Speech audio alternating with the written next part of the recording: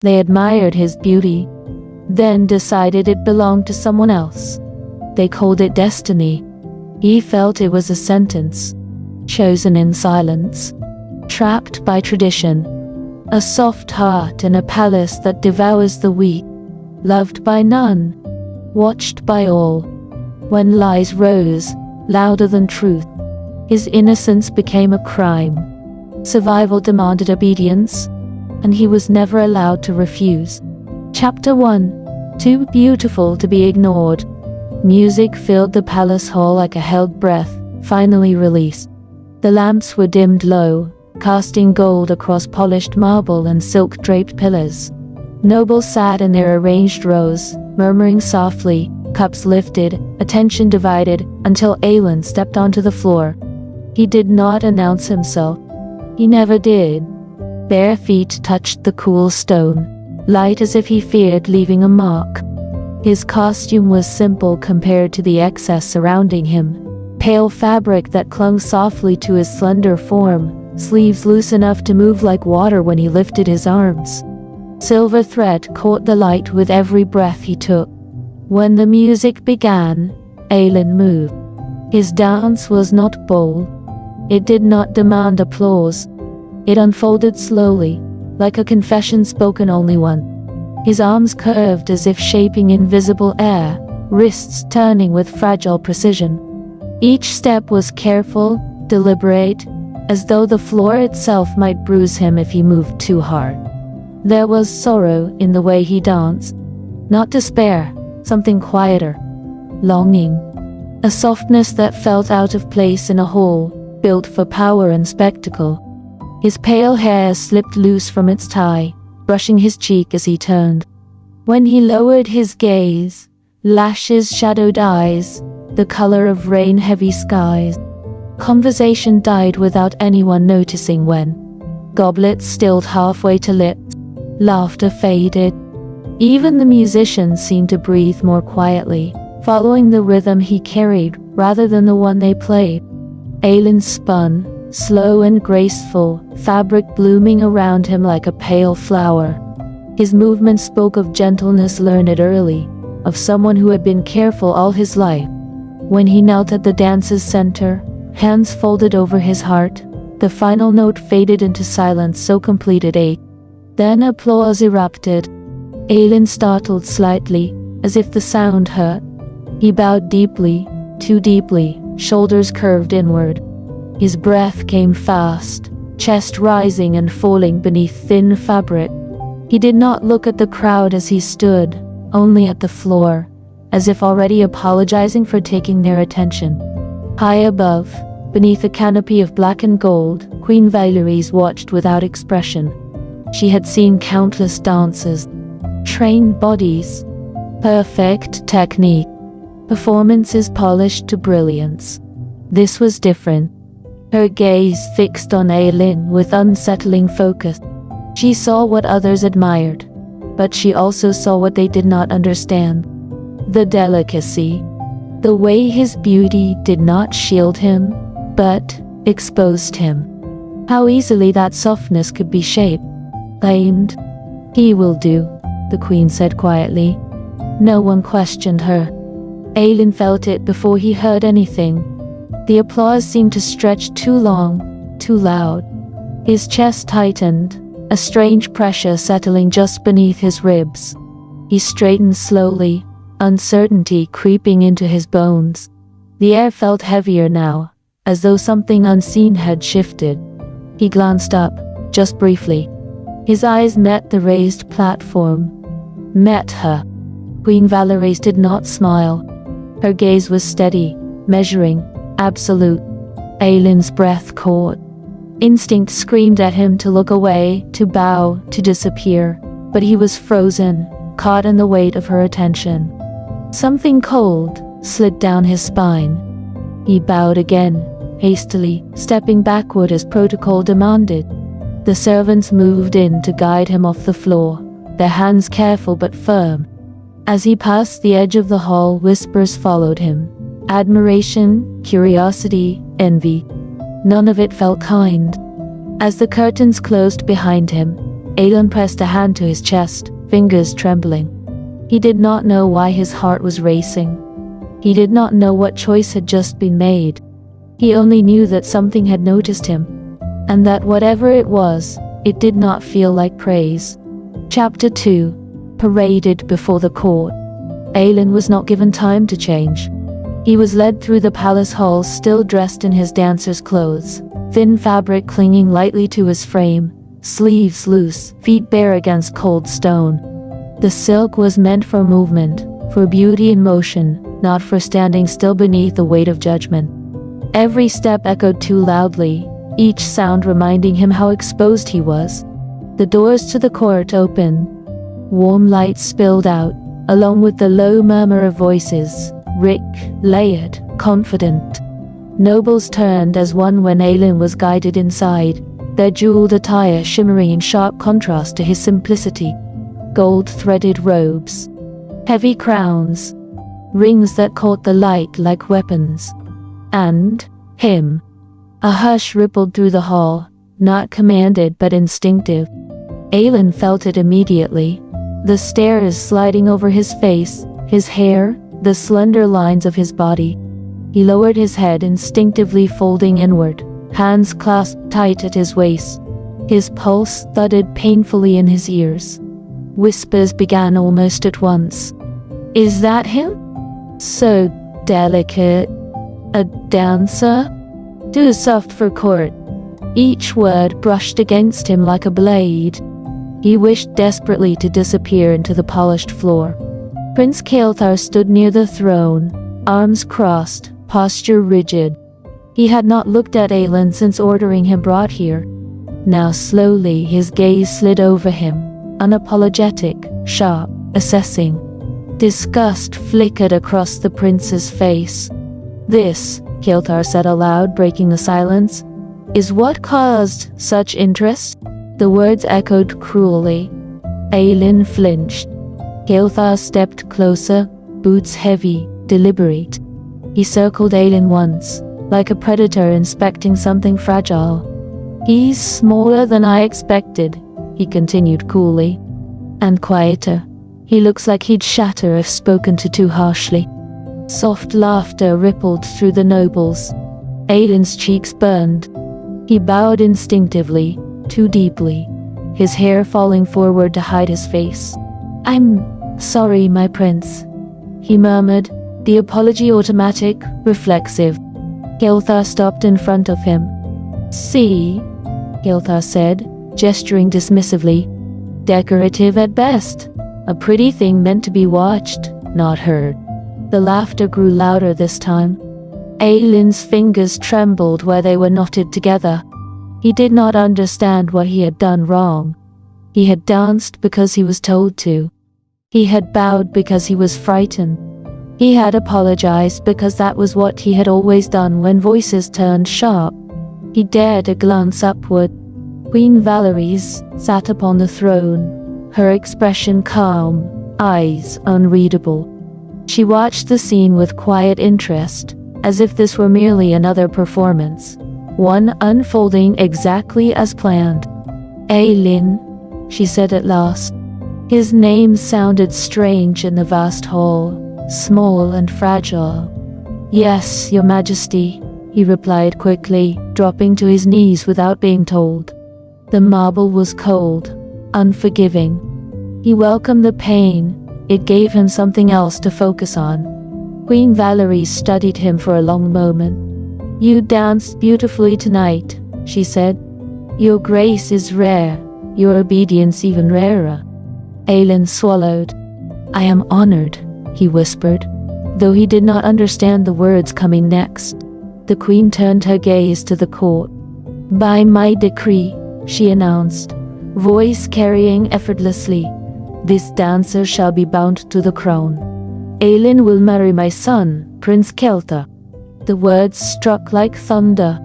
The court erupted, gasps, whispers, sharp intakes of breath. Aelin froze. "Marry?" He lifted his head in disbelief, eyes wide, heart pounding so hard it hurt. His mouth opened but no sound came out. He looked to Prince Kael'thar, desperate, confused. Kelthar's face darkened with fury. "What?" the prince snapped.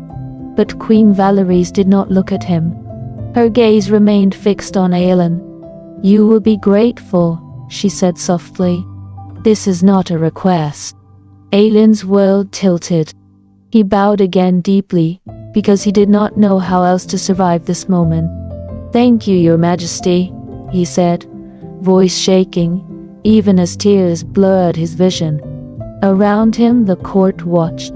A dancer in silk, a prince in chains, a marriage decided without mercy.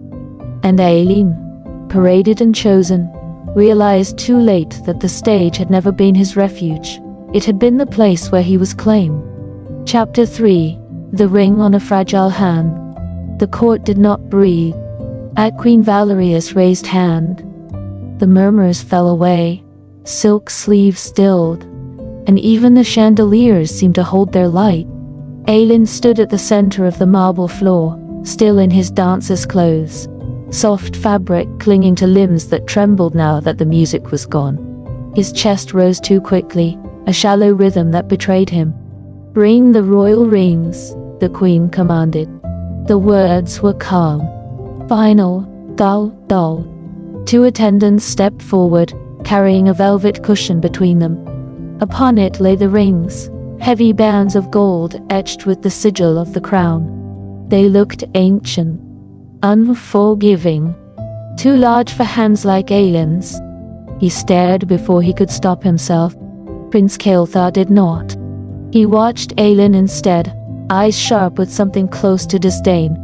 Up close, the dancer's beauty was undeniable. Too soft, too delicate, lashes lowered as if an apology for existing.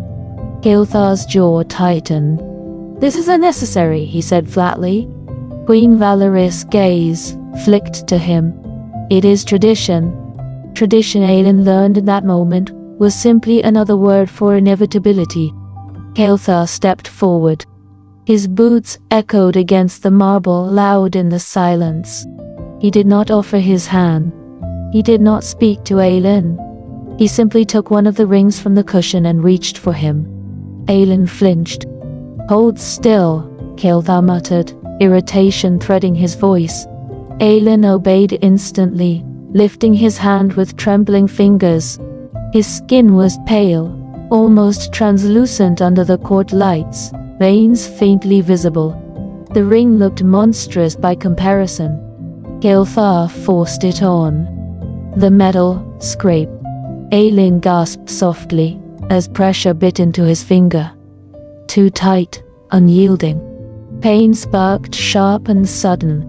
He made a small broken sound before he could stop himself. A thin line of red welled at the base of the ring. Aelin stared at it, horror blooming slowly, as blood slipped down his finger and stained the gold. I'm sorry," he whispered. The words spilled out of him on instinct, the way apologies always did, even when he didn't understand his crime. His knees nearly buckled as he bowed his head, shame flooding his face. "I didn't mean. I'll be more careful, my prince. I'm sorry." The court watched. No one moved. No one spoke. Kelthar's mouth curled, just slightly. "Pathetic," he said quietly, not bothering to lower his voice. "You bleed over a ring and think it's your fault." Aelin's cheeks burned hotter than the pain in his hand. He tried to wipe the blood away with his other sleeve, fumbling, making it worse. A few drops fell to the marble floor, bright, unmistakable. Queen Valerie's clapped once. The sound snapped through the tension like a blade. "Enough," she said not unkindly. "He is chosen. Blood does not change that." She gestured again, and servants rushed forward as if summoned by magic. Silk was brought, fine, expensive, dyed in royal hues. Jewelry followed. A collar of pale gemstones, bracelets that gleamed like captured light, chains delicate enough to look gentle and strong enough to remind one of ownership. They were placed upon Aelin carefully, reverently. Each piece felt heavier than the last. He stood there, adorned and silent, blood still drying beneath the ring, his dancer's clothes half hidden beneath riches that did not belong to him. The court's whispers returned, soft, fascinated, cruel. "So pretty," someone murmured. "Like a doll." Kelthar stepped back, as if finished with him. "Decorated at last," he said coldly. "At least now he looks worth the trouble." Aelin swallowed, eyes stinging. The ring throbbed on his finger, a constant reminder. He curled his hand inward, instinctively protective, as if he could hide the pain from the world. But there was nowhere left to hide. Above him, Queen Valérie's watched with quiet satisfaction. The dancer had become something else now, and the court would never let him forget it. Chapter 3: Whispers Behind Closed Doors. The ring had barely settled back into its velvet case when Queen Valérie spoke again, her voice smooth and certain. "This union will bless the throne," she said, eyes lingering on Aelin with sharp interest. "Their children will be exceptionally beautiful." A soft murmur rippled through the court. Aelin's breath caught. Heat rushed to his face, spreading down his neck as understanding dawned too quickly, too cruelly. His fingers curled into the thin fabric of his dancer's sleeves. He had never thought of children, never thought of marriage, never thought of his body as something discussed so openly before strangers. Beside him, Prince Kelthar stiffened. The air around him seemed to darken, his jaw tightening as his gaze snapped toward his mother. Anger burned openly in his eyes, sharp, dangerous, barely restrained. The court noticed. No one dared comment. Queen Valérie smiled, satisfied. "Take him to his chambers," she ordered calmly. "The wedding will take place tomorrow." Aelin barely had time to bow before a servant stepped forward, guiding him away. His legs felt unsteady as he followed, the echo of whispers chasing him down the long palace corridors. They led him to a new chamber, large, richly furnished, far grander than anything he had ever known.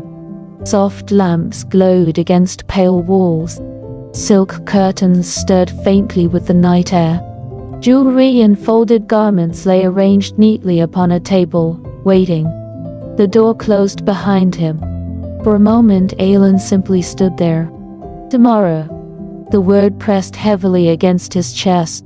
He moved slowly to the edge of the bed and sat, hands folded tightly in his lap. His reflection stared back at him from a polished mirror, pale, wide-eyed, still dressed in his dancer's clothes. He looked fragile in the vastness of the room, like something misplaced. A soft knock came at the door. One of the servants entered, head bowed respectfully. "Is there something you require, my lord?" the servant asked gently, uncertainty flickering in their eyes. Aelin hesitated, then spoke quietly. "The prince, Prince Kelthar." He swallowed. "What is he like?" The servant stiffened. A pause stretched too long. "He is not gentle," the servant said at last carefully. "He is known for his temper, for his cruelty. He does not favor weakness, nor delicate things." Aelin's fingers trembled. "Oh," he whispered. Fear settled deep and cold in his chest, spreading until it was hard to breathe. He nodded quickly, as if he had asked nothing at all. "Thank you," he said softly. The servant bowed and turned to leave, but the door opened again before they could reach it. Prince Kelthar stepped inside. The room seemed to shrink around him.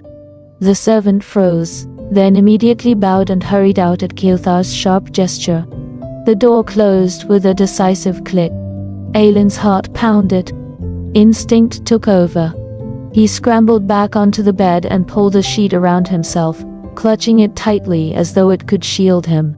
His breath came shallow and fast. Kelthar watched him in silence. For a long moment, he said nothing. Then, coldly, "I didn't come to touch you."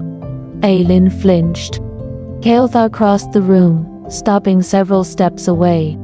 His expression was dark, conflicted, anger simmering just beneath the surface. "This marriage is a farce," he said harshly. "I won't pretend otherwise." Aelin said nothing, eyes lowered. "If you refuse," Kael'thar continued, "I will give you whatever you want. Gold, silver, land, a quiet life far from here." His voice sharpened. "Say the word, and I'll end this." Aelin's grip on the sheet tightened. "I can't," he whispered. Kael'thar's eyes narrowed. "Why?" "Because the queen has already decided," Aelin said softly. "I can't go against her." Silence fell. Kael'thar stared at him, as though something inside him had snapped. "Shh!" He turned away abruptly, fury rolling off him in waves. "Then don't expect mercy."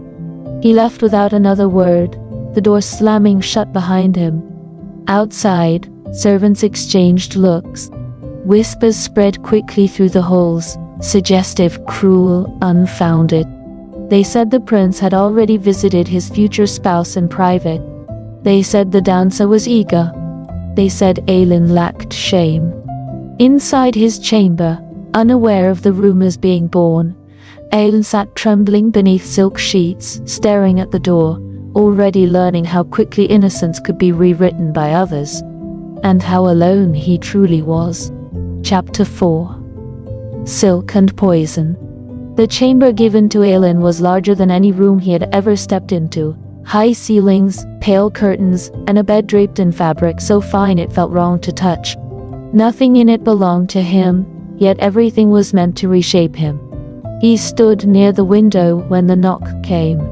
"The tailor, my lord," a servant announced softly. Aelin hesitated, then nodded. "You may enter." The tailor bowed deeply as he stepped inside, his eyes lifting too slowly, lingering too long. He carried rolls of shimmering fabric and a thin measuring cord looped around his fingers. "Such grace," the tailor murmured, smiling. The court wasn't exaggerating. Aelin's shoulders stiffened.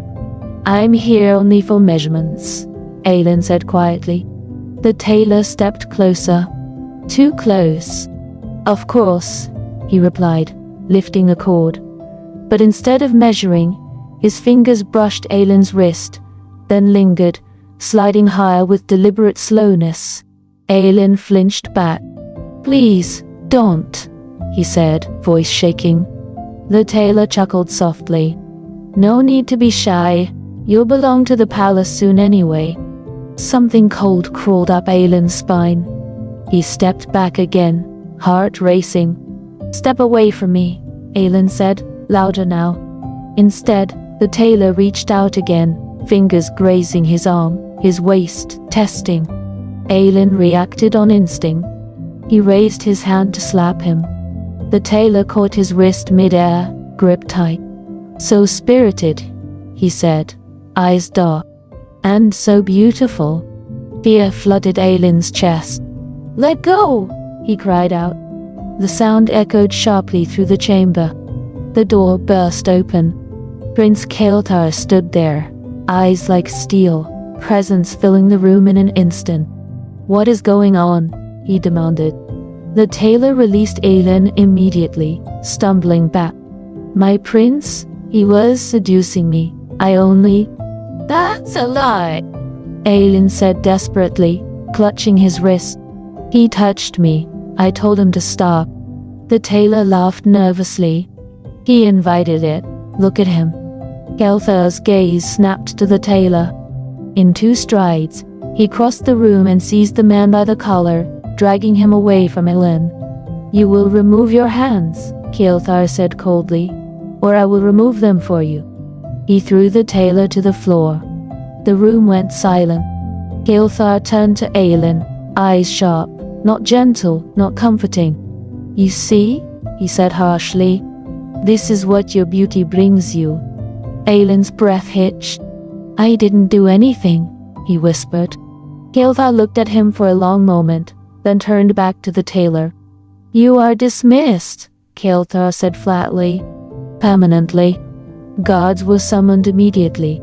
The tailor was dragged away, still protesting. Kael'thar motioned to the door. "Post my guards here. No one enters without my word." The guards bowed. Without another glance at Aelin, Kael'thar turned and left. He did not stop until he reached Queen Valere's chamber. "I will not marry him," Kael'thar said the moment he entered. The queen looked up calmly. "Then what will you do with the rumors already spreading?" Kael'thar frowned. "You were seen entering his chambers. The court is whispering." Her voice was measured. "If you refuse him now, Aelin will be ruined. Branded shameless. I will not destroy an innocent man's life." "I don't care," Kael'thar snapped. "I never asked for this." "If you refuse," the queen continued coolly, "you will lose your claim to the throne." Kael'thar stiffened. Silence stretched between them. Finally, his voice dropped, dark and venomous. "Then know this, if I marry him, I will make his life unbearable." Queen Valeries did not flinch. "Then you will live with that sin," she said. "And so will he." Kael'thar turned and left without another word. Back in his chamber, Aelin sat alone on the edge of the bed, trembling. Outside the door, servants whispered, "They say the prince visited him already? So shameless." Aelin pulled the blanket around himself, tears slipping silently down his cheeks, his beauty already turning into a curse. Chapter 5. A Wedding Without Love. The wedding day dawned bright and merciless. From early morning, servants filled Aelin's new chamber, carrying silks, jewels, and trays of scented water. They moved around him like bees around a flower, murmuring in awe as they dressed him. Pale fabric clung softly to his slender frame, embroidered with silver thread that shimmered whenever he moved.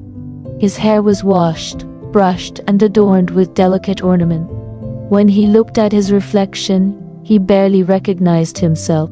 He looked beautiful, too beautiful. But beneath the finery, his hands trembled. When Aelin was led into the grand wedding hall, the music softened. Conversations slowed. Hundreds of eyes turned toward him. The hall was magnificent.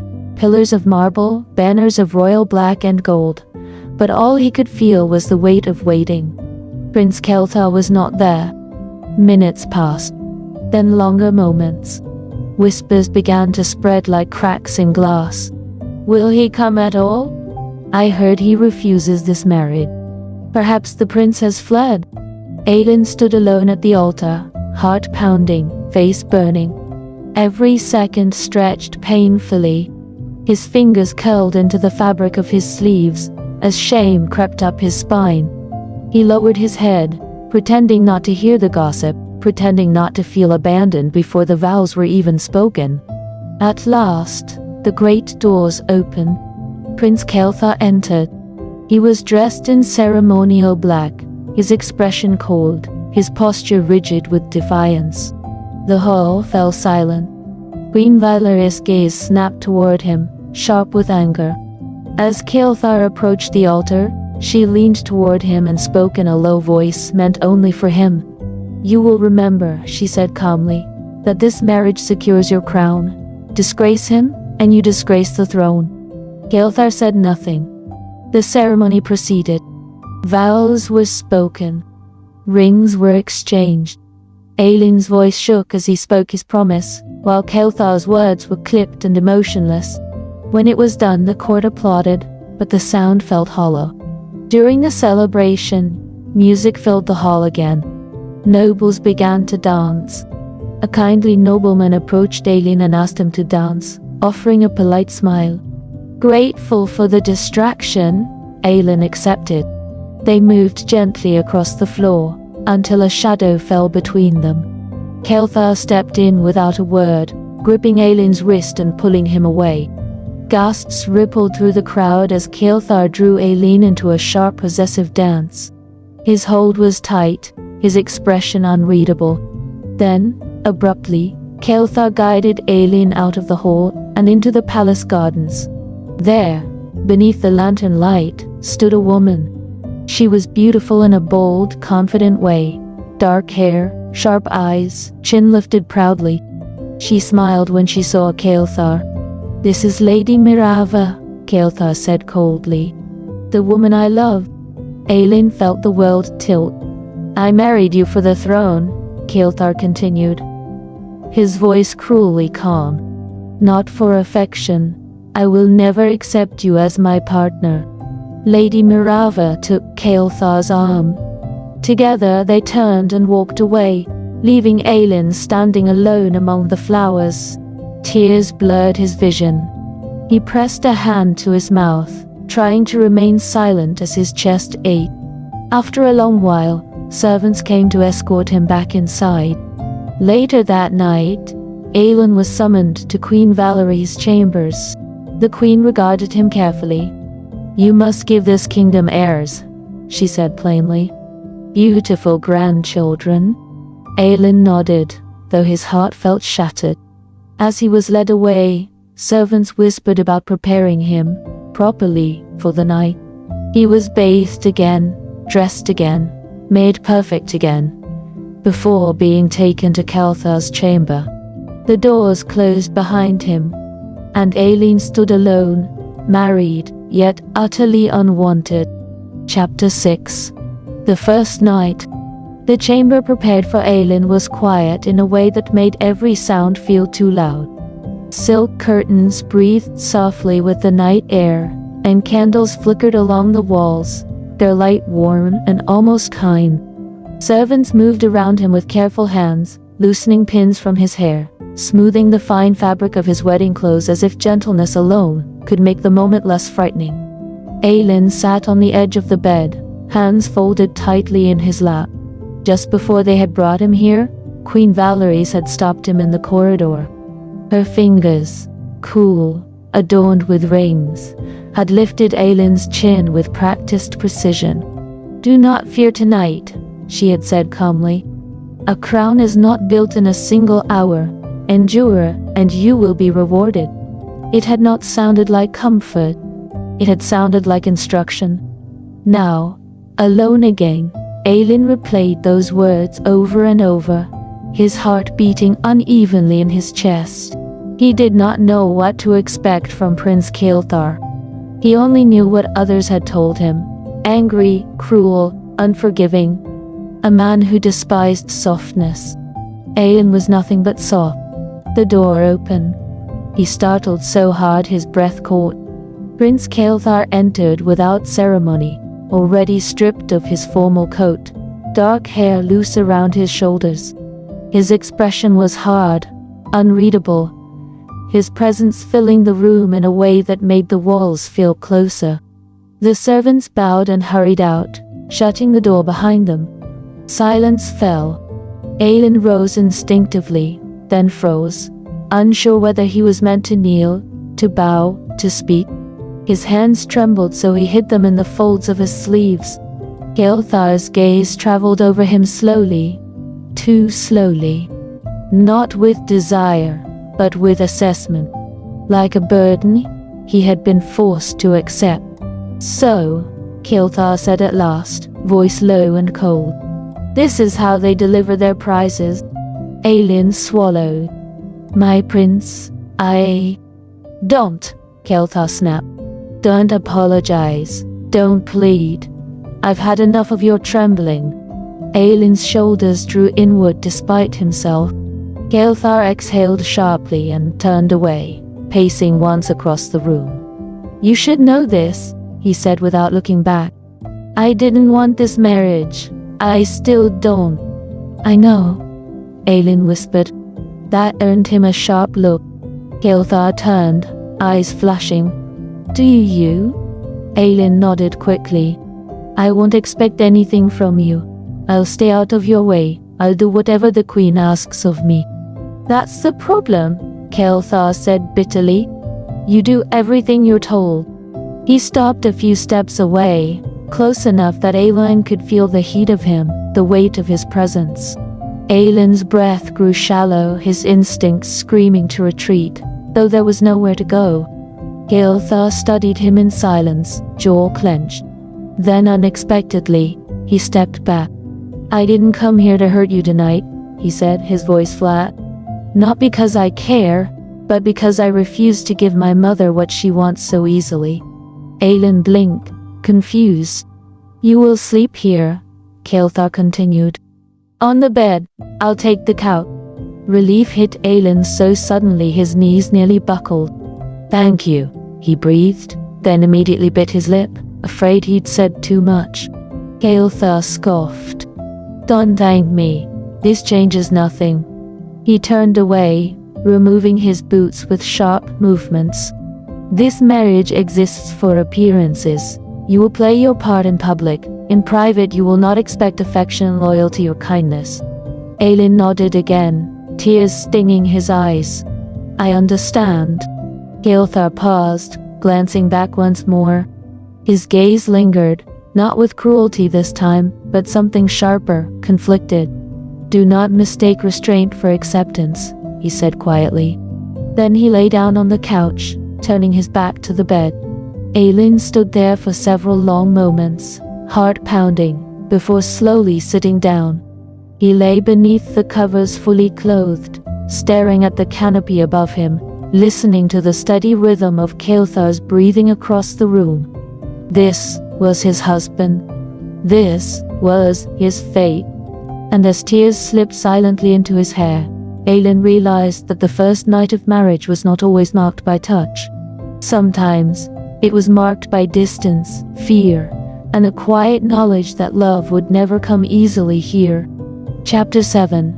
Morning of Unease. Kael'thas woke early, the pale light of dawn slipping through the curtains. He turned his head and saw Aelin sleeping beside him, breath slow and even. In sleep, Aelin looked peaceful, beautiful in a quiet, fragile way that made Kael'thas pause for a moment longer than he intended. The stillness shattered with a loud knock at the door. Kael'thas frowned, careful not to wake Aelin, and rose from the bed. As soon as he opened the door, Lady Mirava stood there. Without waiting for permission, she swept past him into the room, her sharp eyes already scanning everything. So, she said coldly, you did not get intimate with Aelin last night. Kael'thas stiffened. Lady Mirava. She ignored him, and strode straight to the bed. Seeing Aelin asleep, she reached out and pulled back the sheets. Aelin stirred, confused, and before Kael'thas could stop her, Lady Mirava lifted Aelin's clothes, inspecting his body as if searching for marks. Aelin's eyes flew open in shock. Enough! Kael'thas snapped, anger burning through him. He grabbed Lady Mirava's wrist and pulled her away. Leave! You have no right to do this. Lady Mirava straightened, unrepentant. From now on, Aelin will not sleep in your room anymore. Kael'thas stared at her. You don't trust me? I do not trust Aelin, Lady Mirava replied sharply. He could seduce you? Before Kael'thas could answer, footsteps approached. The queen entered the room, her gaze moving between them. Why is the morning being spent here? She asked calmly. And what are you doing in Kael'thas's chamber, Lady Mirava? Thinking quickly, Kael'thas bowed his head. Lady Mirava came to wish me good luck for the wedding. All the relatives have arrived, the queen continued. I came to wish you both well on your wedding. Aelin, you should get ready soon. Then she turned to Lady Mirava. Help Aelin prepare. Lady Mirava inclined her head obediently. Later, when Aelin was ready, Lady Mirava undressed him under the pretense of helping. The way she did it was humiliating, though Aelin did not fully understand it at the time. When she finished, she left the room without a word. Once Aelin was alone, Kael'thas entered quietly. His expression was tense. Do not tell the queen about Lady Mirava, he said. Aelin looked at him in surprise. I have nothing to hide from the queen. As Kael'thas turned sharply toward him, something unexpected happened. Aelin's clothes slipped and fell away. Startled, Aelin quickly covered himself with the sheet. You did that intentionally, Aelin said, flustered. Kael'thas shook his head at once. No, I didn't. Determined to find the truth, Kael'thas called for the servant. Who prepared Aileen? He demanded. And who gave him these clothes? The servants exchanged glances before answering. Lady Mirava prepared Aileen, my lord. Rage flashed across Kael'thar's face. Without another word, he stormed off to find Lady Mirava. When he confronted her, his voice was low but furious. What if Aileen's clothes had torn in front of everyone? He asked. Do you understand the consequences of your actions? Lady Mirava had no answer. Kael'thar stepped closer, his warning unmistakable. Do not ever do this again.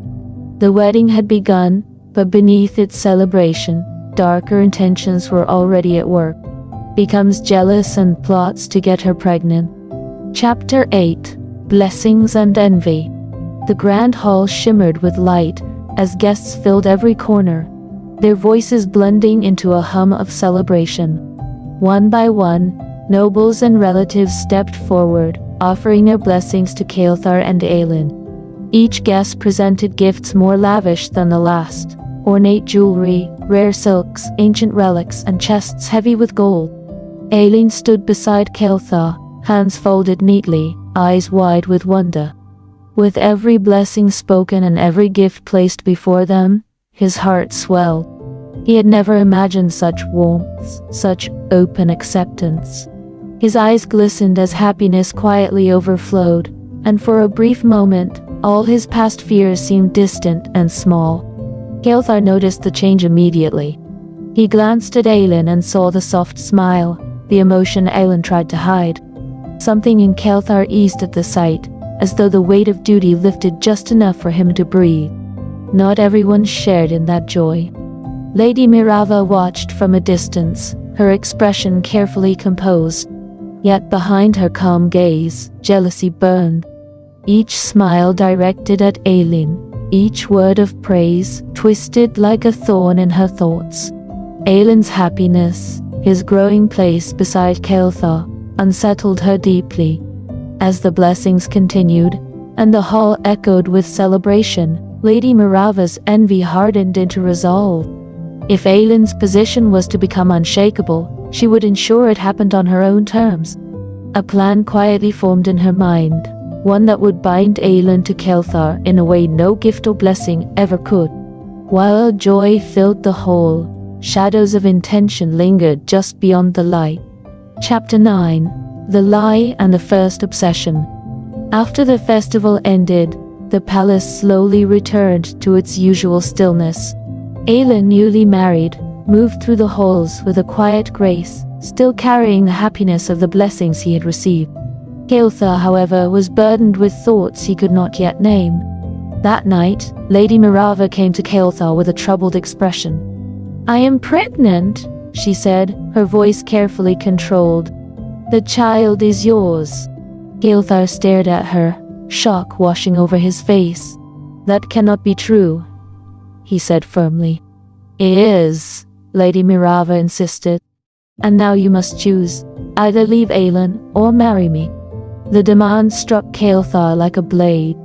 After a long silence, he finally spoke. "Give me time to think." Lady Mirava nodded, concealing her satisfaction. She had planted the seed of chaos exactly where she wanted. Later, away from prying eyes, Lady Mirava met her secret lover, a palace servant named Vela. Vela's loyalty to her was driven by desire, but his attention had shifted the moment he first saw Aileen dancing in the palace. The movement, the elegance, the beauty of Aileen had left him frozen in place, his breath stolen in a single instant. From that moment, his thoughts had been consumed by Aileen's presence. Lady Mirava noticed this immediately and decided to use it. "Aileen stands in our way," she said quietly. "If he is removed, everything will fall into place." Vela's eyes darkened. "Then we make him a traitor," he said. "Once the court doubts him, Kael'thar will have no choice." Together, they began to shape their plan, whispering lies into the silence of the palace corridor. While Aileen lived his new life, unaware and trusting, betrayal tightened its grip, waiting for the right moment to strike. Chapter 10. Cold Words and Quiet Wounds. Night had fully settled over the palace when Kael'thar entered the chamber. He found Aelin standing beside the table, carefully gathering the gifts he had received during the wedding. One by one, Aelin placed them all before Kael'thar, his movements calm but distant. "These should stay with you," Aelin said softly. "They were given because of you." Kael'thar looked at the gifts, then back at Aelin. "You can keep them," he replied. "They were meant for you as well." Aelin gave a small nod, but said nothing more. After a moment, he turned toward the door. "I want to sit in the garden for a while." Kael'thar stopped him with a glance. "Put something warm on before you go. It's cold outside," he said. "And don't stay too long." Aelin hesitated. "I don't have many clothes." Without another word, Kael'thar removed his fur-lined cloak and placed it around Aelin's shoulders. "Take this," he said. Then he added, "Tell the servants to bring you more clothes from the market, thought Ku." Aelin's eyes lifted, a spark of interest showing. "I want to go to the market myself," he said. "I want to choose my own clothes, the ones I like." Kael'thar considered this briefly. "If you wish to go, you may," he said. "But you must return before evening, and you will go with my guards. They'll protect you." Aelin smiled, warmth touching his expression. "Thank you." After a pause, he added quietly, "Even if you don't want to be my husband, you can still be my friend." Kael'thar stepped closer, his face serious, almost distant. "Don't give yourself false hope, Aelin," he said. "I will leave you sooner or later." The words struck deeply. Aelin's smile faded, and without replying, he turned and walked out. The garden lay open beneath the moonlight, peaceful and vast. Tall trees lined the paths, their leaves whispering softly in the night breeze. Flowering vines climbed stone arches, their fragrance filling the cool air. At the center, a small fountain murmured endlessly, water shimmering like silver beneath the stars. Aelin sat on a stone bench, wrapped tightly in Kael'thar's fur-lined cloak. Its warmth could not reach the ache in his chest. His thoughts drifted to his parents, their gentle voices, their comforting presence, a life far removed from palace walls and quiet cruelty. His eyes grew heavy as memories settled around him. A soft voice interrupted his thoughts. "My lord, some tea." Aelin looked up to see Vela approaching with a tray. As Vela stepped closer, he deliberately stumbled, spilling the tea across Aelin's clothes. "I'm terribly sorry," Vela said quickly, moving closer under the pretense of cleaning the spill. His hands brushed against Aelin, lingering far longer than necessary. Aelin stiffened. "Stop," he said firmly, rising at once. Vela stepped back, masking his intent behind a false expression of innocence. Aelin did not stay. He turned and walked away, his heart pounding, unease crawling beneath his skin. Back in his chambers, Aelin drew a bath. As the warm water surrounded him, he closed his eyes, letting the silence wash over him, trying to cleanse not just his body, but the sorrow and discomfort the night had left behind. Chapter 12. The Trap of Lies. The change began quietly. At first, it was nothing more than whispers drifting through the palace corridors, voices that fell silent when Aelin passed, glances that lingered a moment too long. Servants murmured behind pillars, nobles exchanged knowing looks, and unease crept into places where warmth had once lived. By nightfall, the whispers had taken shape. False documents were slipped into guarded chambers. Words were twisted, signatures forged. Witnesses were carefully chosen and coached, their loyalty bought with fear or reward. By dawn, a story had been crafted, one dangerous enough to destroy. Aelin was summoned to the court without explanation. The grand hall felt colder than ever as he stepped inside. Rows of nobles lined the chamber, their faces hard, unreadable. At the far end sat the council, already grave, already decided. "Prince Aelin," a voice rang out, sharp and accusing. "You stand before this court charged with treason against the crown." Aelin froze. "What?" His voice barely carried across the hall. Scrolls were unfurled, accusations read aloud, claims of secret alliances, stolen information, betrayal of the realm. Each word struck like a blade. Murmurs rose among the court, growing louder, more hostile. "This isn't true," Aelin said desperately. "None of this is true." He stepped forward, but guards blocked his path. Witnesses were called. One after another, they spoke rehearsed lies with lowered eyes. Each false word chipped away at the fragile ground beneath Aelin's feet. "No," Aelin whispered, then louder, "Please, this is all a lie." His composure shattered. Tears spilled freely as the weight of humiliation crushed him. "I swear it," he cried, his voice breaking. "I have done nothing wrong. I would never betray the crown. Please, believe me." The doors of the hall opened. Kael'thar entered. Aelin turned toward him with desperate hope, reaching out as if Kael'thar alone could pull him from this nightmare. But Kael'thar's face was already shadowed with doubt, his eyes clouded by the lies he had heard before ever stepping inside. "Aelin," Kael'thar said, hesitation heavy in his voice. Seeing that hesitation hurt more than the accusations themselves. Among the gathered servants, Valor stood quietly, his gaze fixed on Aelin. There was no concern in his eyes, only dark satisfaction, a possessive gleam as he watched Aelin unravel. The murmurs of the court grew louder, angrier. "Traitor! Deceiver! Remove him!" The verdict was no longer spoken, it was felt. Aelin sank to his knees, sobbing openly now, his hands clenched against his chest as the court turned fully against him.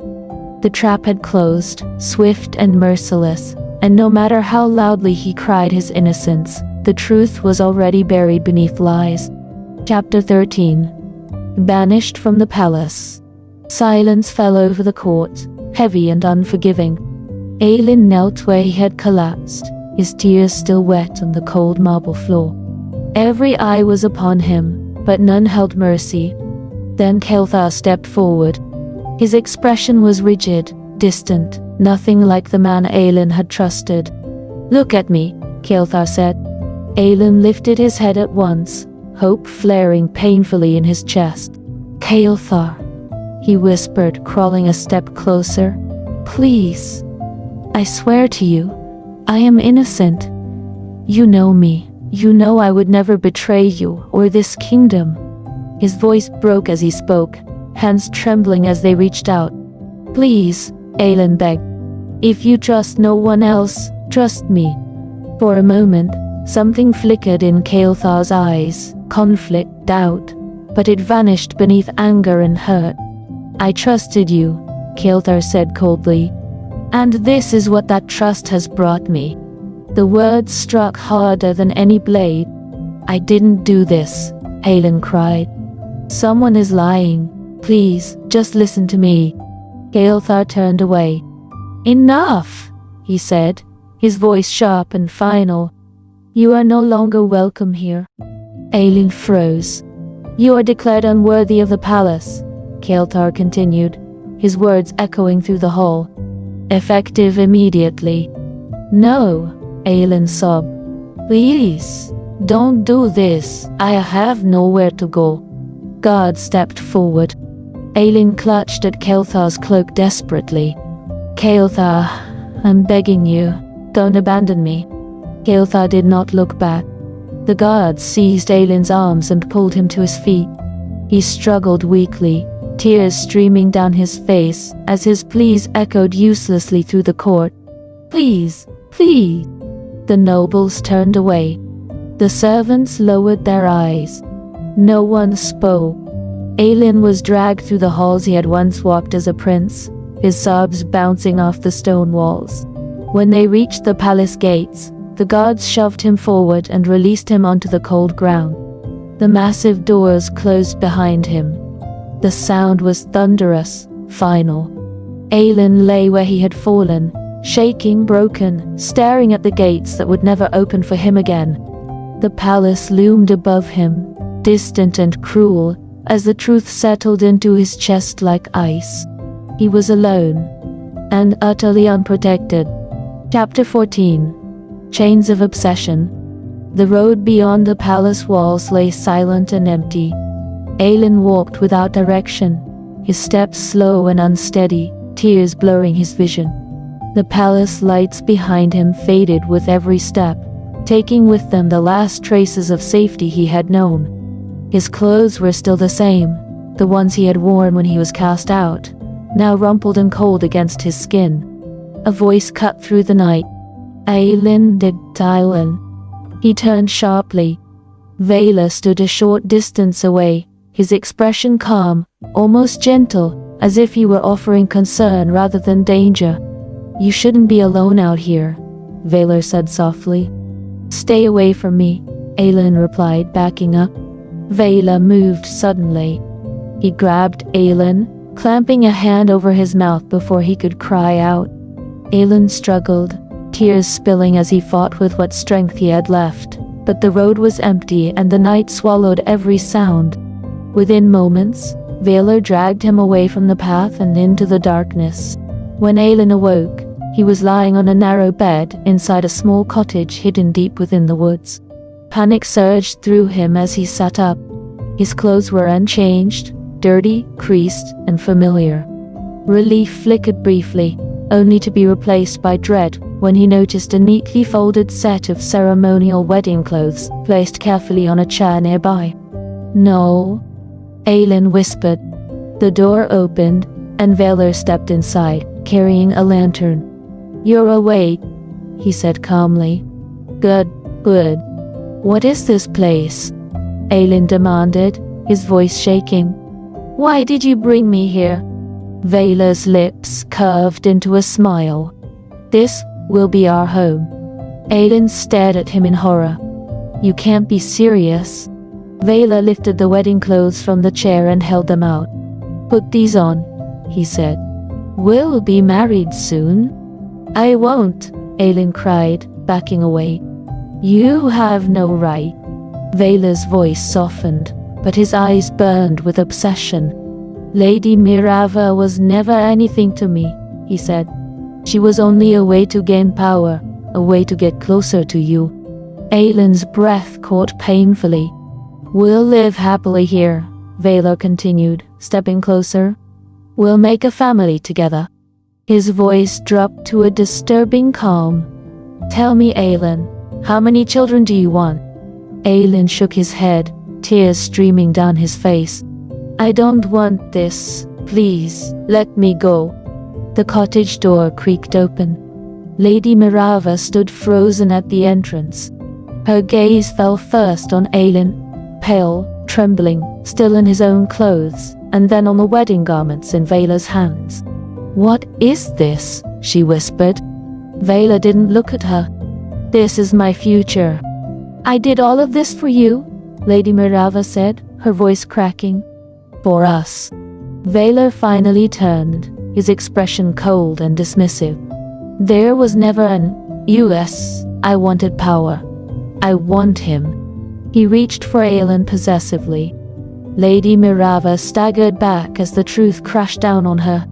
Every lie, every accusation, every cruel choice she had made had led to this moment. Her hands trembled as regret flooded her chest. What have I done? She whispered. Fear and guilt consumed her as she realized the monster she had helped create, and the innocent life now trapped because of her actions. Chapter 15. Truth, Rescue, and a New Dawn. Lady Mirava did not sleep that night. Vela's words echoed endlessly in her mind. There was never an us. The image of Aelin, trembling in that hidden cottage, haunted her with every breath she took. By dawn, denial had crumbled into terror, and terror into unbearable guilt. She went to Kael'thar. The moment she was brought before him, Lady Mirava fell to her knees. I did it, she confessed, her voice breaking. All of it. The rumors, the false evidence, the witnesses, everything was my doing. Kelthar stared at her, frozen. The pregnancy was a lie, she continued through sobs. I wanted to separate you from Aelin. I never imagined it would go this far. Vela, he used me. He has taken Aelin. The room spun. Where? Kelthar demanded, his voice sharp with fear. With shaking hands, Lady Mirava gave him the address of the cottage hidden deep within the woods. Please, she begged.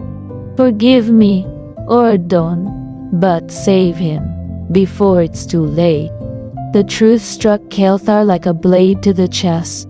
Aelin's tears, his pleas, the way he had looked at Kelthar, begging to be believed.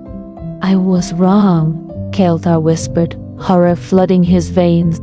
Without another word, he turned and left, summoning his guards.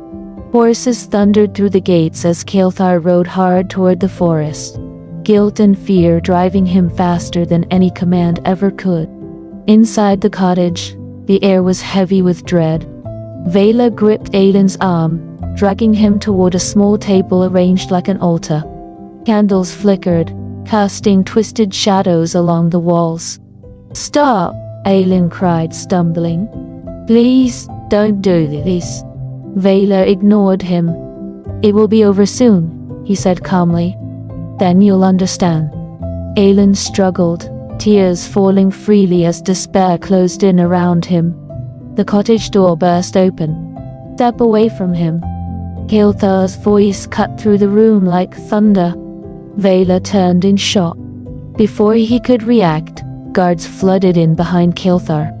Steel clashed, chaos erupted, and within moments Vela was disarmed and forced to the ground. No, Vela shouted, struggling as he was restrained. He belongs to me. Kelthar crossed the room in a single stride and pulled Aelin free, holding him as his body shook uncontrollably.